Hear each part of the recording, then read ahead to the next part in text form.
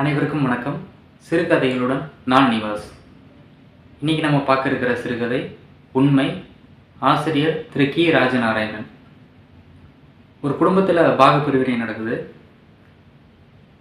அதில் பாட்டி அண்ணன் கூடயும் அம்மா தம்பி கூடயும் போகணும்னு முடிவு பண்ணுறாங்க.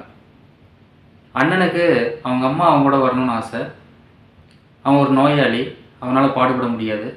அவங்க அம்மா வந்தால் கொஞ்சம் பாடுபடுங்கிற ஆசை. அவங்க அம்மாவுக்கும் அண்ணனுக்கான மேலே கொஞ்சம் பாசம் ஜாஸ்தி. ஆனால் அதில் இளையவன் சொல்கிறான், பாட்டி கட்டிலோடு இருக்கிறாங்க, நீயும் நோயாளி, உனக்கு செய்கிற சாப்பாட்டில் கொஞ்சம் மேய்ச்சோறு பாட்டிக்கும் கிடைக்கும் அப்படின்னு சொல்கிறான். இதில் இருக்கிற உள்தந்திரம் அண்ணனுக்கு தெரியுது. இருந்தாலும் அவன் வயசான காலத்தில் பெரியவங்களை உனக்கு வேணாம் எனக்கு வேணான்னு ஏன் சொல்லணும் அப்படின்னு சொல்லிட்டு ஒரே வாரத்தில் சரின்னு சொல்லிடுறான். பாகப்பிரிவினை முடிஞ்ச அடுத்த நாளே வீட்டில் குறுக்க செவுறு வைக்க வேலையை ஆரம்பிக்கிறான் தம்பிக்காரன்.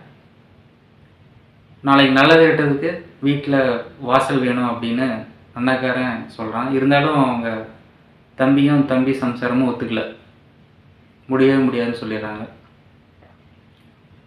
பாகப்பிரிவினை முடிஞ்சு ஒரு 2 வருஷத்தில் பாட்டி இறந்துடுறாங்க.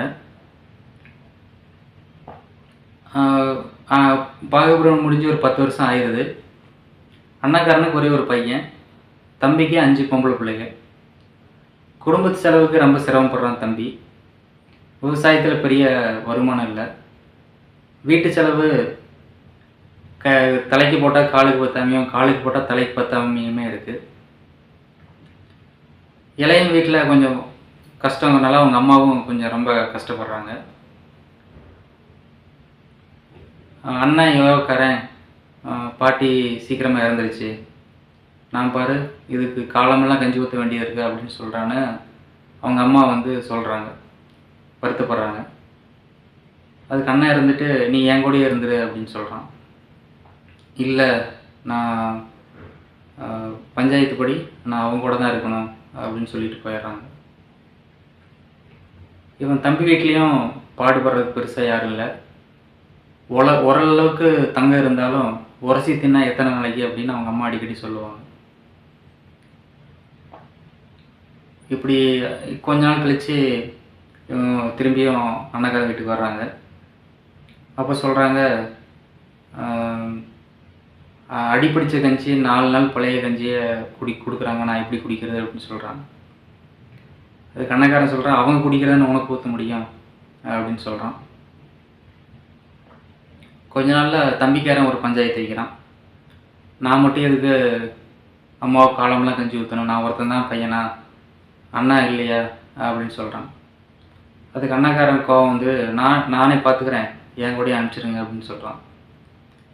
பஞ்சாயத்து பாயசம் வந்தவங்க நாங்கள் இருக்கிறோம்ல, நீங்களே முடிவு பண்ணிட்டு அப்படின்னு அவங்க 2 பக்கமும் பேசிக்கிட்டு இதுக்கு முன்னாடி எடுத்த முடிவே ஊர்ஜிதம் பண்ணுறாங்க. அம்மா தம்பி கூட தான் இருக்கணும் அப்படின்னு. இது முடிஞ்சதுக்கப்புறம் அடிக்கடி வருவாங்க அண்ணன் வீட்டுக்கு. சாப்பிட சொல்லும் போதெல்லாம் இப்போ தான் சாப்பிட்டு வந்தேன் அப்படின்னு சொல்லுவாங்க. ரொம்ப வற்புறுத்தினா அப்புறம் சாப்பிடுவாங்க. அப்போ தான் தெரியும் அவங்க சாப்பிட்ருக்க மாட்டாங்க அப்படின்னு. கடைசி தடவை வரும்போது அண்ணக்காரன் கல்யாணத்துக்கு அவங்க அம்மா தான் தாலி தர்றாங்க. அதையே பெருசாக பேசுகிறாங்க அப்படின்னு சொல்கிறாங்க. இடையில கொஞ்ச நாள் வரவே இல்லை.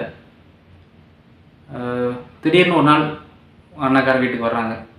ரொம்ப மெலிஞ்சு போய் ரொம்ப தடுமாற்றமாக வர்றாங்க. வாசல்கிட்ட வரும்போதே அந்த தாலியை கொடு, என்னால் தொல்லை தாங்க முடியல, அவங்க பேசுகிறத என்னால் பொறுத்துக்க முடியல அப்படின்னு சொல்லிகிட்டே வர்றாங்க.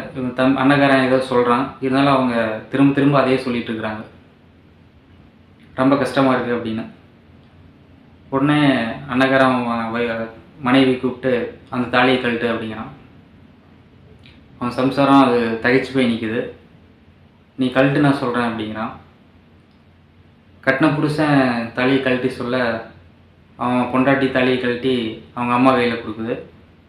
அவங்க அம்மா கொண்டு போய் அவன் தம்பிக்காரங்கிட்ட கொடுக்குது. அவனும் வாங்கிக்கிறான். இப்படி முடியுது கதை.